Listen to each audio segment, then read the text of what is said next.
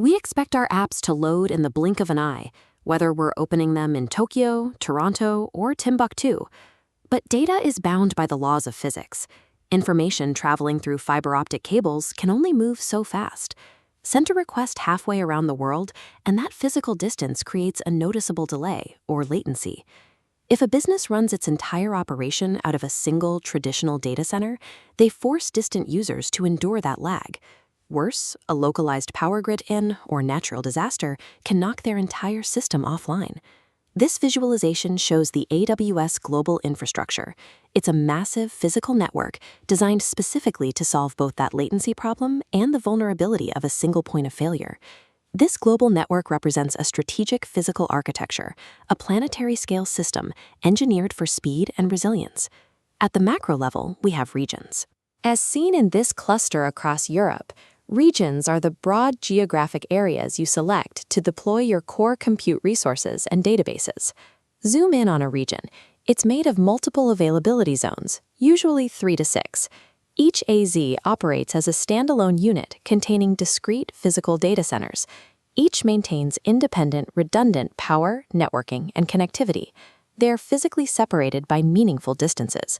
This means a localized flood, fire, or power outage might affect one AZ, but it cannot easily take down the entire region. Even with that physical separation, the AZs are wired to each other using ultra-low latency, high-bandwidth networking, allowing them to function together as a unified system. You choose your regions to dictate your global geographic placement, and you rely on the AZs within them to guarantee regional failover and high availability.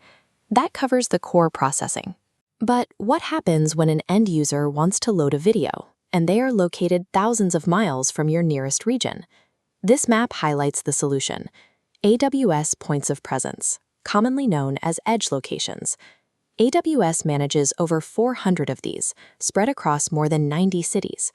A service called Amazon CloudFront uses these physical edge locations to store static content, like images and videos, right in the user's backyard. When someone hits play, the file is delivered from the local city, not across an ocean.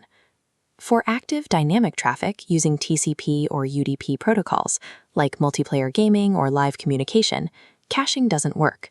For that, you use AWS Global Accelerator. Global Accelerator grabs the user's traffic at the nearest edge location and routes it entirely over AWS's private internal network.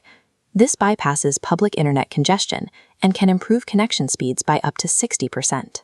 Regions handle the heavy computational lifting, but edge locations and the private AWS backbone are what actually neutralize latency for the end user.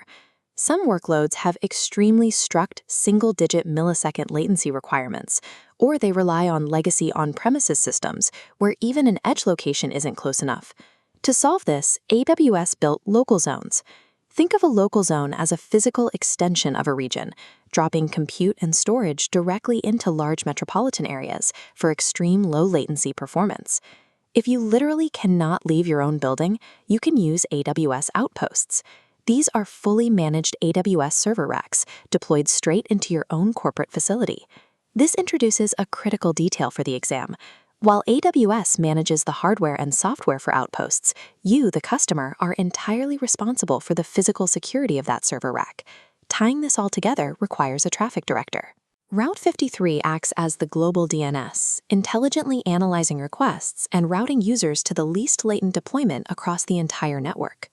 A complete global blueprint combines regions for core compute, availability zones for hardware redundancy, CloudFront for caching static files, and Global Accelerator for dynamic routing. Remember the core distinction for the test. CloudFront is specifically for caching static files locally, whereas Global Accelerator optimizes dynamic network packets over TCP and UDP. And if you deploy an Outpost rack locally, its physical security falls squarely on your shoulders.